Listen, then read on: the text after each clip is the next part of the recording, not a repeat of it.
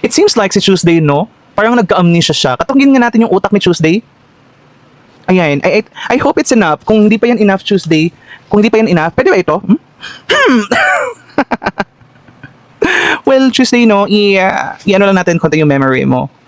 Back noong 2016 up until the election ng 2022, talo kayo, and kakampinks, the Liberal Party, ang nag-umpisa na magganyan, na mag-normalize, tumawag sa kapwa ng bobo, ano pa yun, sa sobrang toxic nyo, kakampinks, liberal shit, di ba, sinasabi nyo pa dati that if you are not, hindi kayo kaanib sa kulto nyo, you will stop supporting your parents and you are going to cancel all your friends and families just because you are so fanatic with Lenlen and your party, na isa-sacrifice nyo ang relationship niyo with your parents and your friends. What the fuck?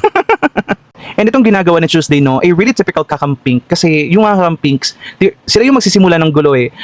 Since 2016, the Duterte supporters, nasa defensive mode, defensive side tayo, we don't attack. Yung mga liberal shit, kakampinks lang naman talaga yung nag-a-attack eh. And right now, kasama na yung loyalist. Up until today, nasa defensive mode lang tayo. We don't attack.